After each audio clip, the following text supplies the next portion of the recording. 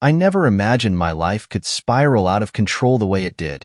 My name's Jacob, a 44-year-old guy who's been through his share of ups and downs. But nothing could prepare me for the blow I was about to take. You think after years of marriage, you've seen it all, right? Well, I thought so too, until one afternoon changed everything. Let me take you back to where this all began. I've been married to Beth for 16 years. We met in our late 20s, back when I still had dreams and fewer gray hairs. Beth was everything a guy like me could hope for. Beautiful, smart, and with a spark that could light up a room. I loved her energy.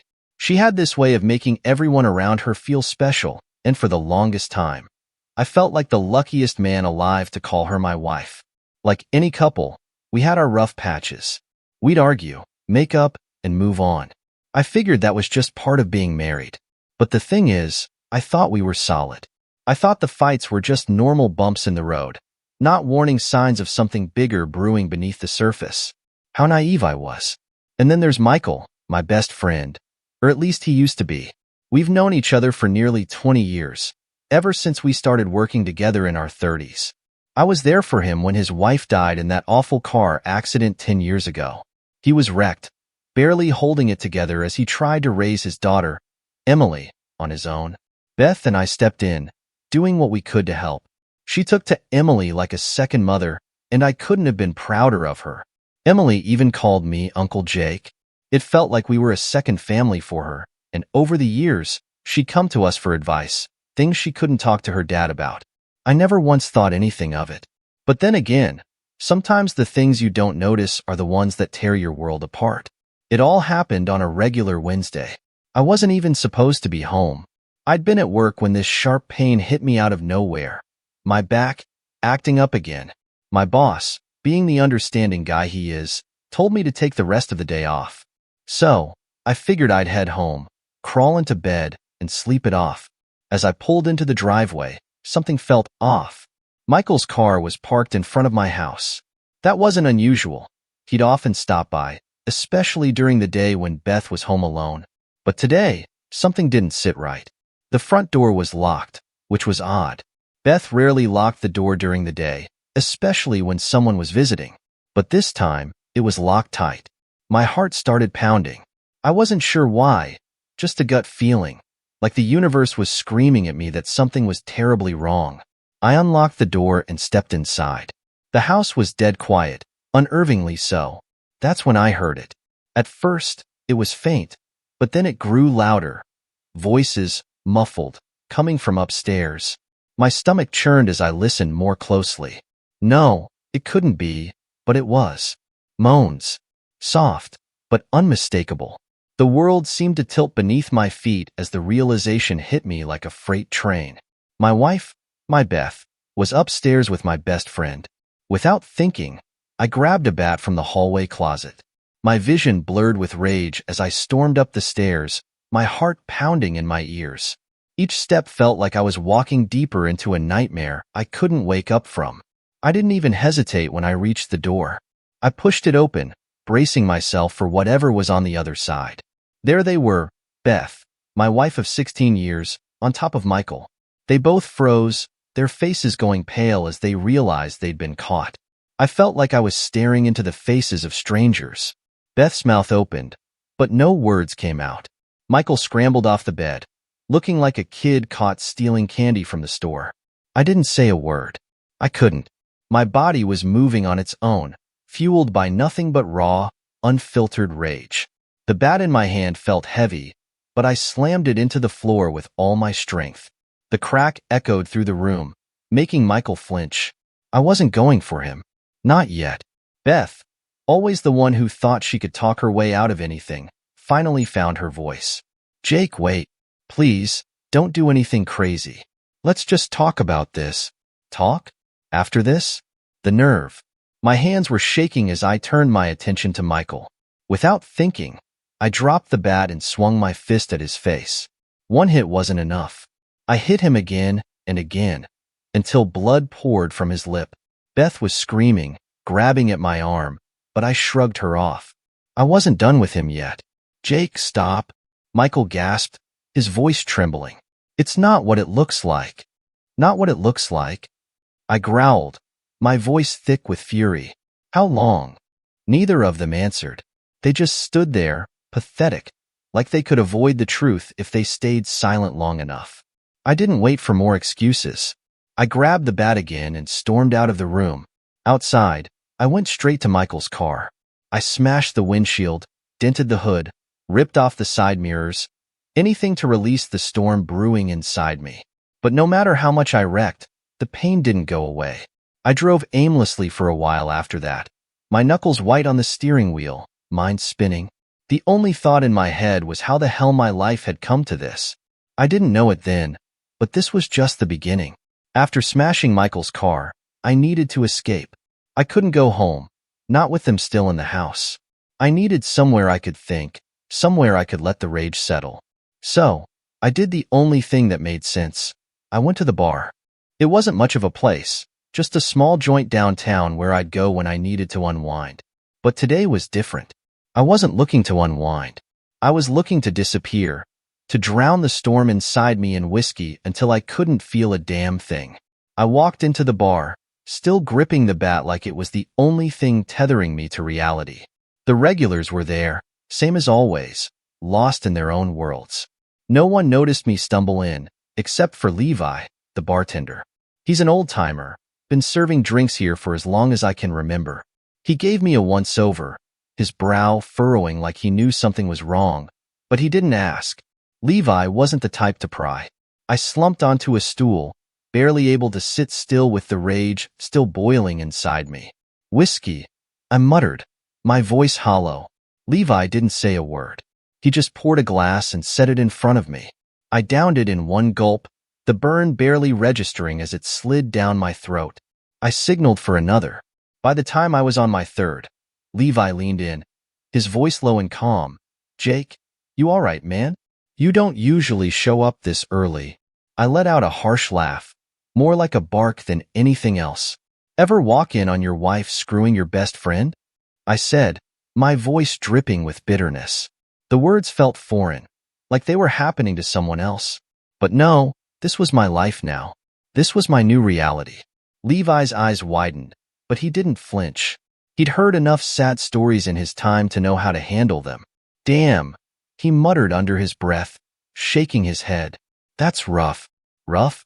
I said, staring into my glass, watching the amber liquid swirl like it held the answers. Rough doesn't even begin to cover it.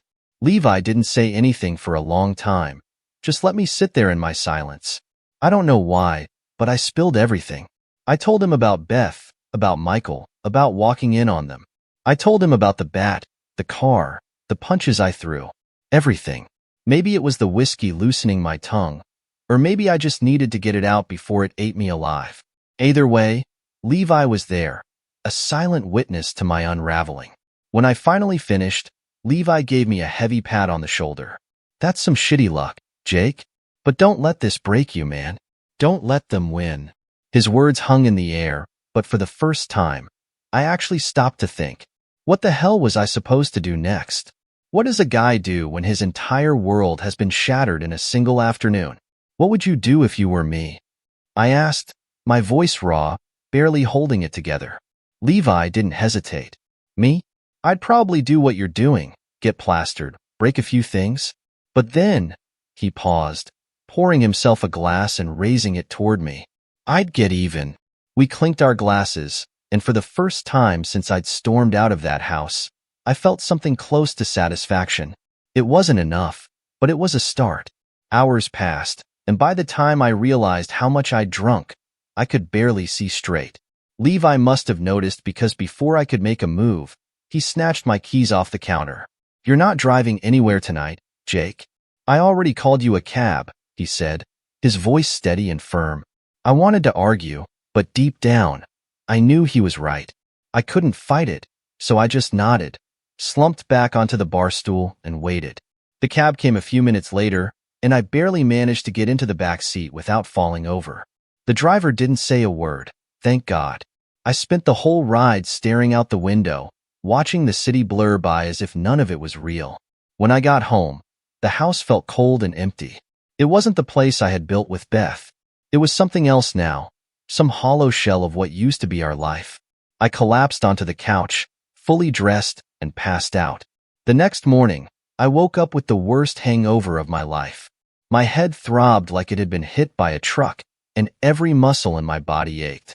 But none of that compared to the ache inside. That was something no amount of whiskey could numb. I groaned as I sat up, my mind still foggy from the night before. The events of the previous day came rushing back, hitting me like a freight train. I could barely think straight, but one thought kept pushing through the haze. I needed to handle the divorce. If Beth wanted out, fine, but I wasn't going to make it easy for her. I reached for my phone and scrolled through my contacts, stopping at the name of the only divorce lawyer I knew, Mark. We'd met a few years back at some work event, and though we weren't exactly close, I knew he dealt with cases like mine. Messy, complicated. Mark, it's Jake, I said when he picked up. I need to talk about getting a divorce. He hesitated for a moment, then replied, Jake?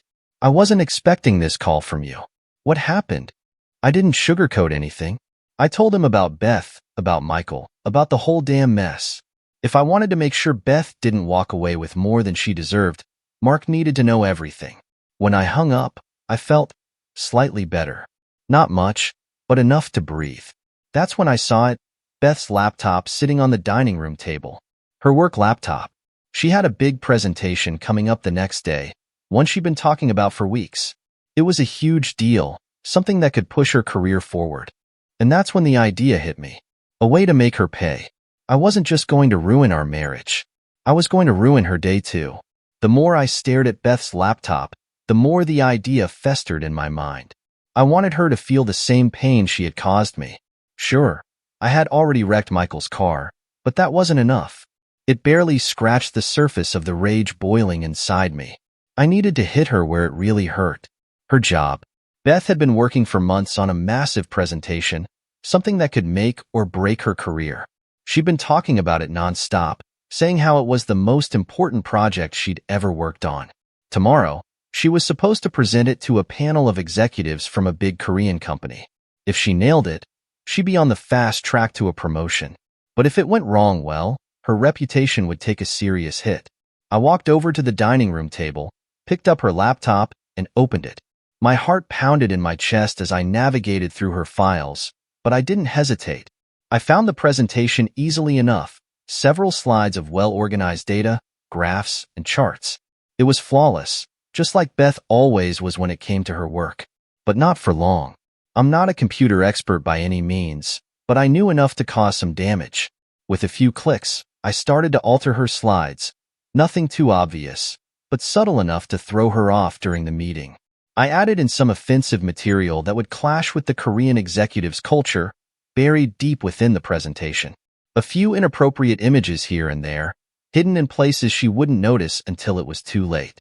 It was just enough to derail the entire thing. A part of me knew it was wrong. Sabotaging her career was a low blow, but after what she'd done to me, I didn't care anymore. I wanted her to suffer, to feel the humiliation of everything falling apart in front of her. The satisfaction I felt while making those changes almost made up for the pain I'd been drowning in for the last 24 hours. After finishing my dirty work, I shut the laptop and sat back on the couch, my head still throbbing from the hangover. It wasn't enough to ease the ache in my chest, but it was a start. I stretched out, my mind still buzzing with anger, but exhaustion took over, and before I knew it, I had fallen asleep again. I woke up to the sound of the front door slamming. My heart raced for a second as the events of the past day rushed back. Beth was home. I sat up on the couch, my body still stiff from the hangover. As soon as Beth walked into the living room, I could tell something was off. She was tense, her jaw clenched, her fists balled at her sides. I didn't even need to ask what had happened. The look on her face said it all. "Gavin, we need to talk," she said, her voice barely controlled, simmering with anger. I didn't bother looking at her. "Go to hell, Beth. We're getting a divorce," I muttered, my voice flat, almost bored. Beth didn't flinch. "You're being ridiculous," she shot back, folding her arms like she always did when she thought she could argue her way out of a mess. "We can work through this, but not if you act like a child." That was it. I was done with her games. I stood up, towering over her as I glared into her eyes. "We'll see who's being ridiculous," I hissed, pushing past her and heading for the door. The tension in the house was unbearable. I wasn't going to stay here, not with her, not after everything that had happened. I grabbed my jacket and stormed out into the night, not caring where I went. I just needed to get away from her. A little after midnight, my phone buzzed in my pocket. At first, I thought it was some random spam call, but when I checked the screen, I saw it was Emily, Michael's daughter. My stomach twisted. I didn't want to deal with anyone, especially not her. But something told me to answer, so I did. "Hello? Uncle Jake." Her voice was slurred, barely coherent. "Can you come pick me up?" I frowned, the concern outweighing my anger for the moment. "Emily, what's going on? Are you okay?" "My boyfriend. He cheated on me," she mumbled, and I could hear her voice cracking as if she was on the verge of tears. "I need a ride. Please, I don't want Dad to know." Against my better judgment, I sighed. "Where are you?" She gave me an address downtown, and before I knew it, I was on the road, heading toward her. When I pulled up to the curb, I spotted Emily slumped against the wall, looking like she'd been through hell. She was clearly drunk, her eyes red and puffy from crying. I got out of the car and helped her into the passenger seat. The stench of alcohol hit me immediately, and I could tell she'd been at this for a while. "Emily, what the hell are you doing?" I asked, my voice more concerned than angry. She wasn't a kid anymore, but she was still Michael's daughter, someone I cared about. "This isn't like you." She let out a bitter laugh, her head lolling against the seat. "I'm not like me anymore, Uncle Jake. Everything's messed up." I didn't know what to say. The pain of my own betrayal was still fresh, and I had no idea how to comfort her. "You're not the only one who's been betrayed," I muttered, my eyes fixed on the road as we drove. The words slipped out before I even realized it. Emily turned her head toward me, her curiosity cutting through her intoxication. "Who else?" I sighed. Without going into too much detail, I told her about Beth and Michael. I kept it brief, not wanting to relive the nightmare in too much detail, but I said enough for her to understand. "Oh, Uncle Jake," she whispered, her voice soft with sympathy. She reached over, placing her hand on my leg, her touch lingering longer than it should have. "I'm so sorry." At first, I thought she was just trying to comfort me, but then her hand began to slide up my thigh. I tensed up, my pulse quickening as I realized what she was doing. "Emily, stop," I said firmly, grabbing her hand and pushing it away. But she didn't stop. Her hand found its way back, moving with purpose, her intentions clear now. She leaned closer, her breath warm against my neck as she whispered, "I just want to make you feel better." I wanted to resist. I knew I should stop this before it went any further. But between the anger, the betrayal, and the alcohol still fogging my mind, my resolve started to slip. And in that moment, I stopped caring. There's a point where everything you know about right and wrong slips away, where the pain and anger drown out all logic. That's exactly where I was when Emily unzipped my pants and bent down. I should have stopped her. I should have shoved her away and told her to go home. But I didn't. Maybe it was the anger still bubbling inside me, the betrayal from Beth and Michael that felt like a knife twisting in my gut. Or maybe it was the alcohol. Maybe it was both. Either way, when she touched me, I didn't stop her. For those few moments, everything else disappeared. The pain, the rage, the shame. It all vanished in a haze of twisted satisfaction. There was no wife cheating on me with my best friend, no shattered life. It was just me and Emily, tangled in something I could never take back. When it was over, she leaned back with a small grin, her lipstick smeared, makeup a mess. "There's a hotel nearby," she said softly, her voice thick with suggestion. "You don't want to go home, and neither do I." I didn't argue. I just drove. The hotel was cheap, a rundown place that smelled like cigarettes and broken dreams. But in that moment, it didn't matter. We barely made it through the door before Emily pulled me to the bed, her hands moving with a kind of desperation I hadn't felt in years. It was wild, raw, and wrong in every way. But for once, I didn't care. Age didn't matter. The consequences didn't matter.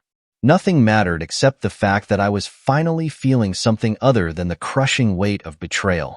The next morning, I woke up with the sun glaring through the dingy curtains, my head pounding not just from the alcohol, but from the reality of what I'd done. Emily was lying next to me, her makeup still smudged, her face peaceful as she slept. I stared at the ceiling, the weight of what had happened sinking in.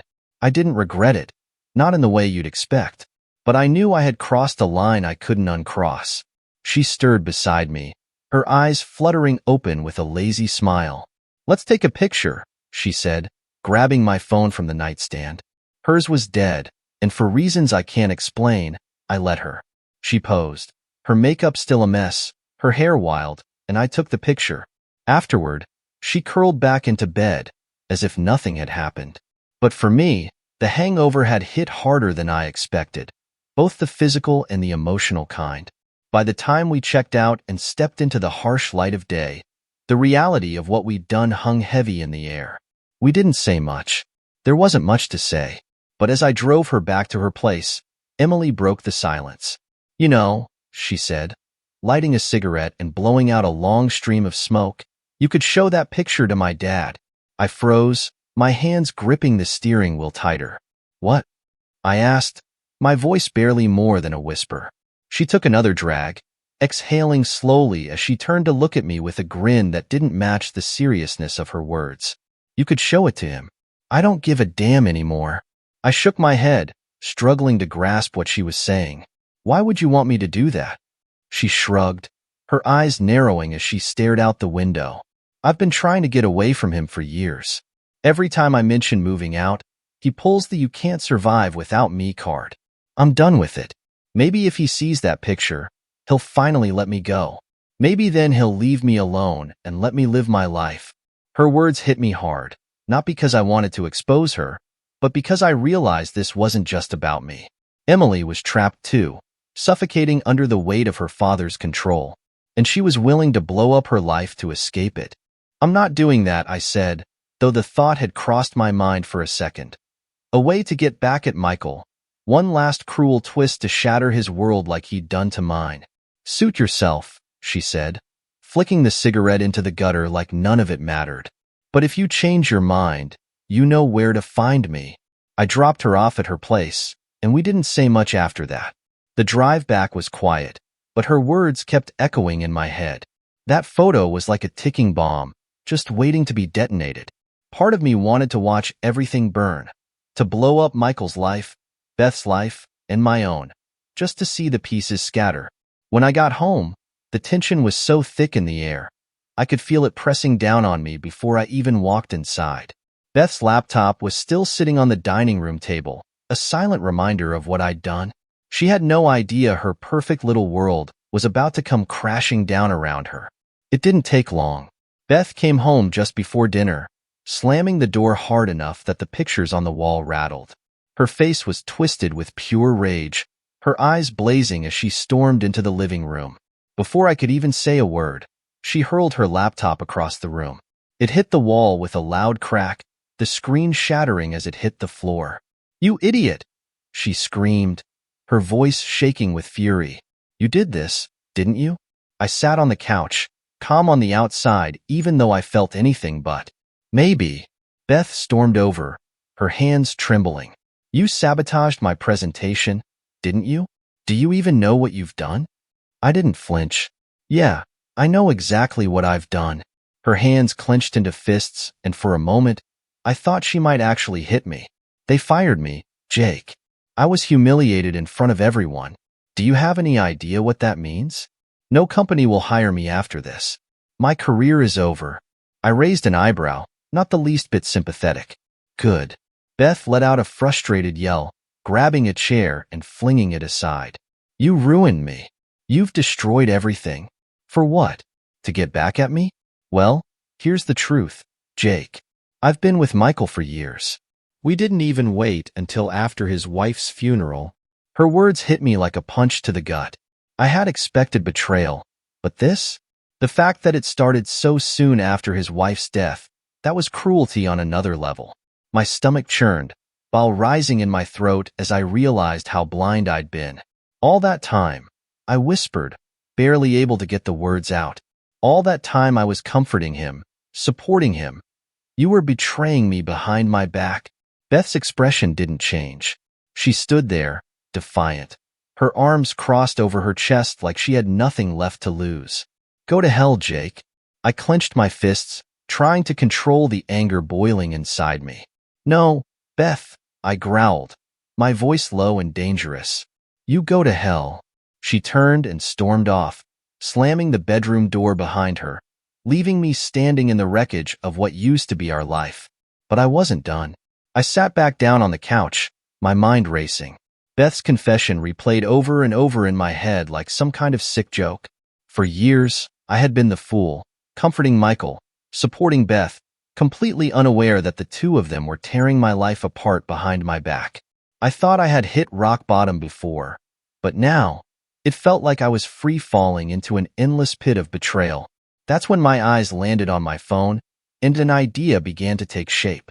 The picture.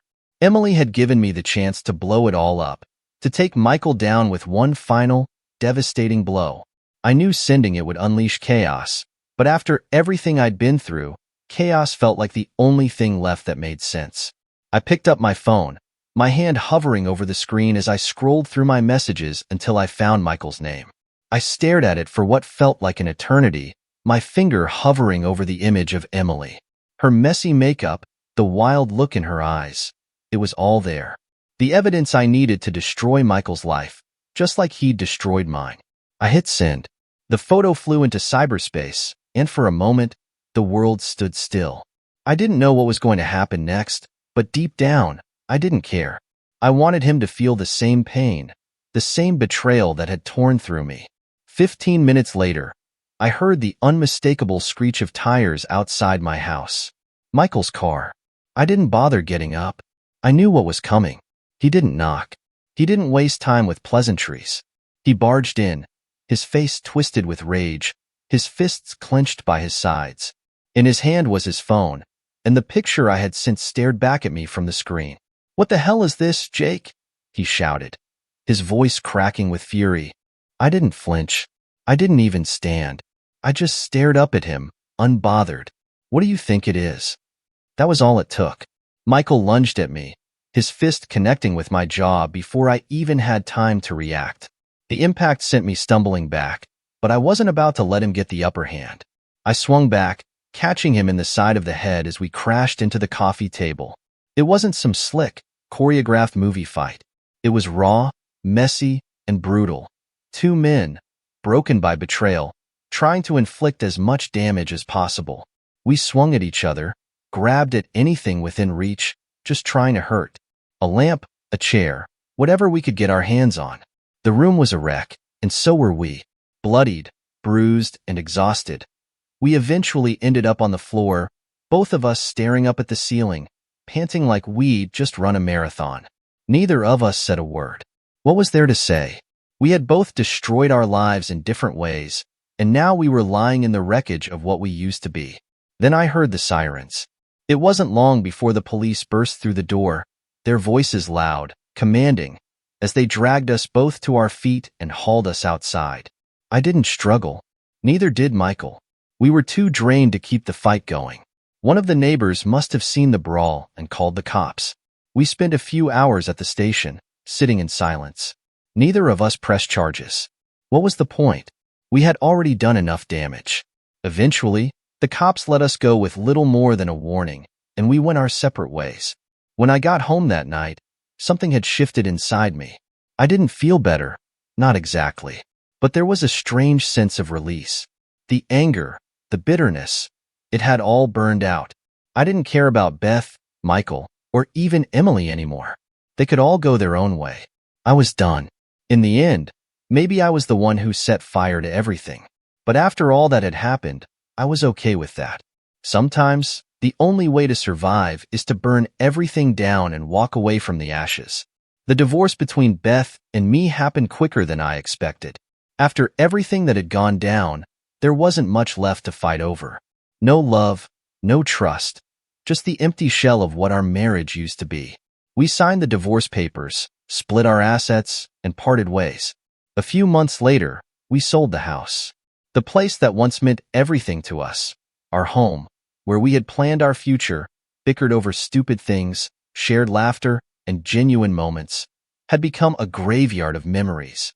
Each corner echoed with the ghosts of our arguments, betrayals, and the final, devastating breakdown. When the house finally sold, I felt an odd sense of relief. It was the closure I needed, the final nail in the coffin of a life that no longer existed. With the house gone, there was nothing left to tie us together. Beth and I moved to different parts of the city. I found a small apartment across town, nothing fancy, but it was mine. It was a fresh start, a place that I could call my own, free from the baggage of our past. As for Beth, I didn't care where she ended up, as long as it wasn't anywhere near me. We needed the distance, and now we had it. And then there was Emily. I didn't expect to hear from her after everything that happened, but to my surprise, she took control of her life. She moved out of her father's house, got a decent job in another city, and started building a life for herself. I felt a strange sense of pride seeing her grow, seeing her escape from the shadow of Michael and the chaos we had both been part of. We still kept in touch from time to time. Light conversations, nothing too heavy. She'd check in on me, and I'd do the same. But we never saw each other face to face again. What happened between us was a mistake, one born out of anger, alcohol, and a need to escape. It was a one-time thing, and we both knew it. Some things are better left where they belong, in the past. Beth didn't land on her feet after everything unraveled.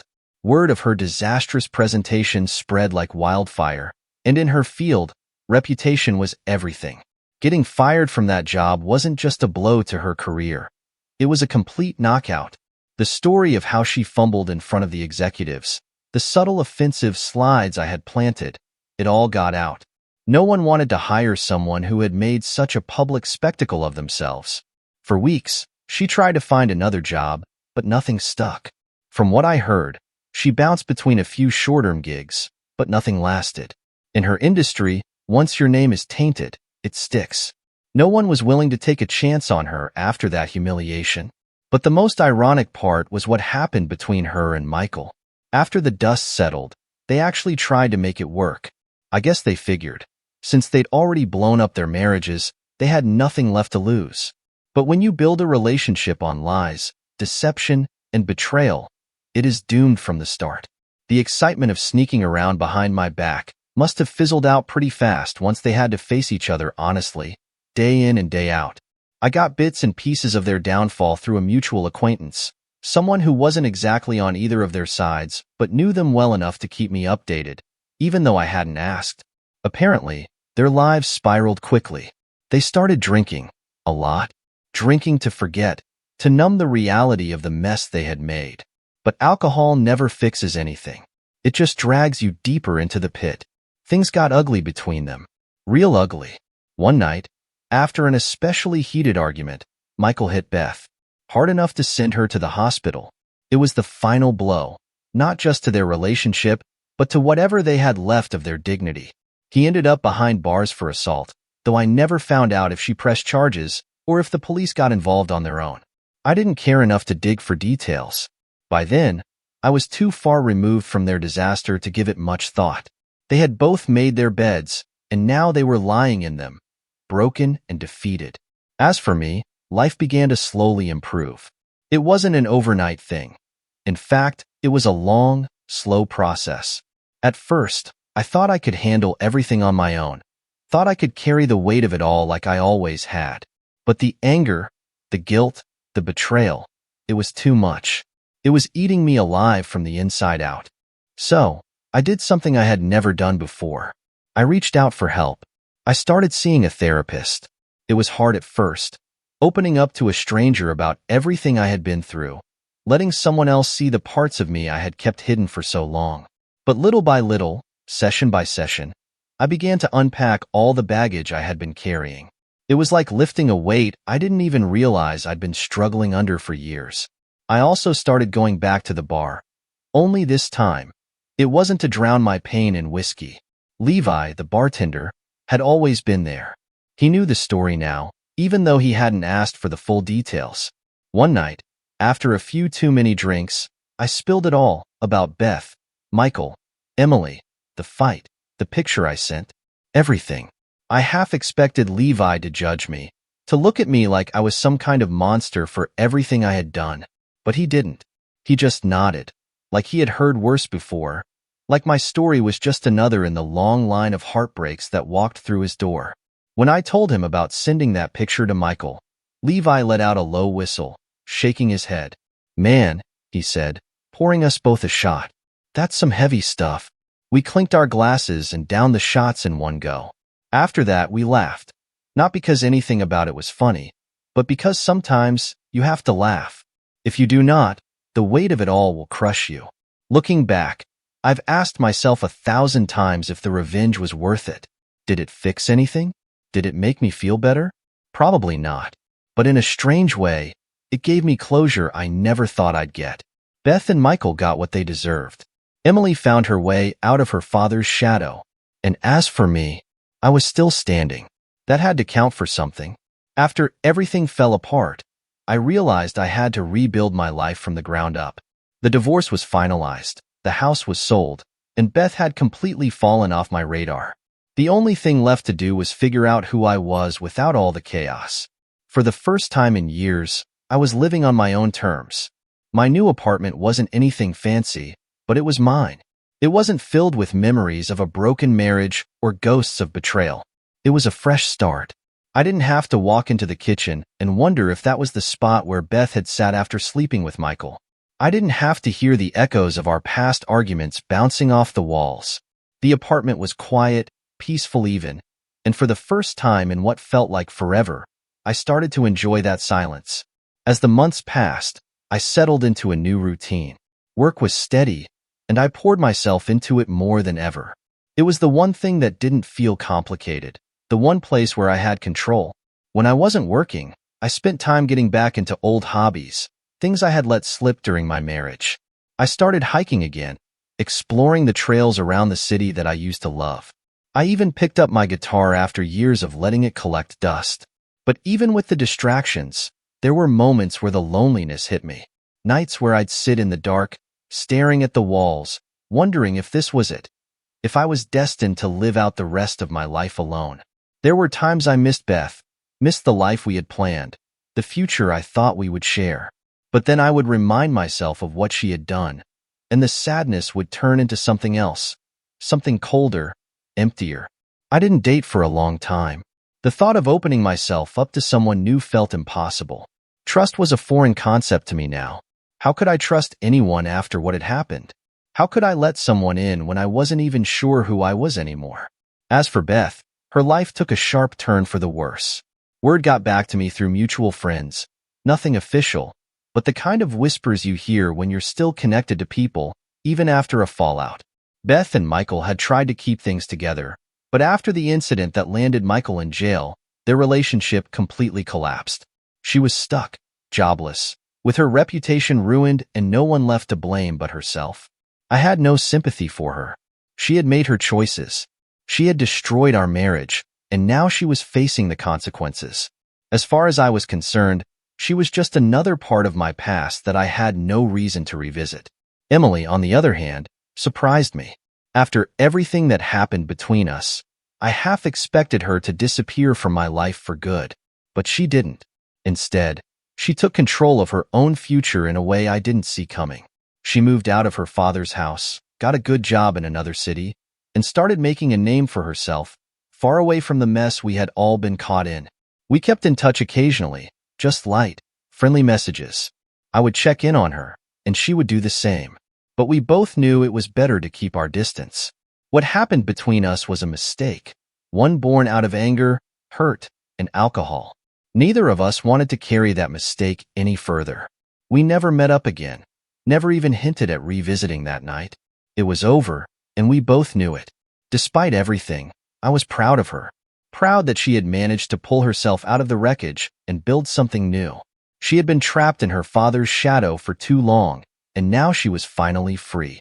I wasn't sure where my life was heading next, but for the first time in a long time, I felt like I had options. The future wasn't something I dreaded anymore. It was something I could shape, something I could control. Sure, There were still nights when the past crept back in. When I'd wake up in the middle of the night, the memories of Beth and Michael still haunting me. But those nights were getting fewer and farther between. Slowly, the scars were healing. Slowly, I was moving on.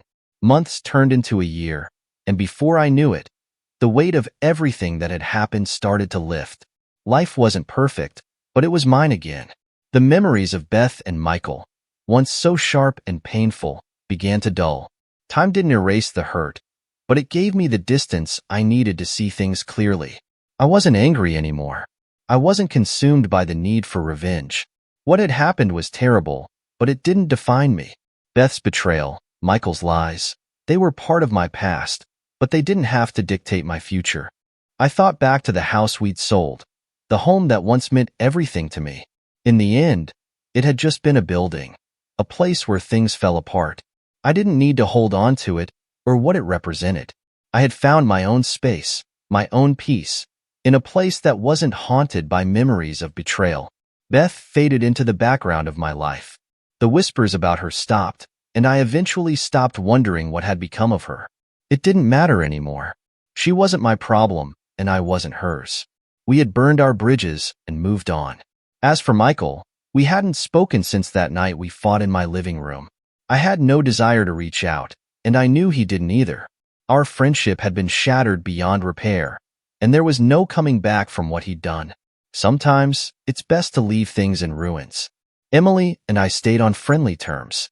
Our texts were brief, and we never revisited the conversation about that night in the hotel. There was an unspoken agreement between us. What had happened was a mistake, and we both needed to leave it in the past. She had moved on, started her new life, and I couldn't be prouder of her. Every once in a while, she'd send a picture of the new city she lived in or tell me about her job. But we never saw each other face to face. It was better that way. What we shared during that chaotic time was too tangled in pain, too connected to our own personal disasters. It was something we both knew couldn't, and shouldn't, continue. One day, I found myself sitting on my small balcony, watching the sunset. The colors bled across the sky, the warmth of the sun slowly fading as the evening crept in. I took a deep breath, feeling the cool air wash over me. It was a moment of peace, something I had been searching for since everything had come crashing down. I thought back to the man I was when all of this started. The man who thought he had life figured out, who believed that if he just pushed through, everything would be fine. I wasn't that man anymore. The hurt had changed me, but not in the way I feared. I wasn't broken. If anything, I had grown stronger, more resilient. I had burned down my old life, but in the ashes, I found something new, something better. For a long time, I wondered if I'd ever be able to trust anyone again, if I'd ever be able to open myself up to love. But as I sat there, staring at the horizon, I realized that maybe, just maybe, I wasn't as closed off as I thought. Life is unpredictable, and while I wasn't actively searching for love, I wasn't afraid of it anymore either. The past was where it belonged, behind me. And for the first time in what felt like forever, I was looking forward. To those who stuck around to hear my story, thank you. Life is messy, cruel, and sometimes downright unbearable, but we push through. We survive. We move forward. Did I do everything right? No. Did I make mistakes? Absolutely. But I'm still here. I'm still standing. And sometimes that's enough. Life's tough, but sometimes you just have to laugh, take a deep breath, and keep going.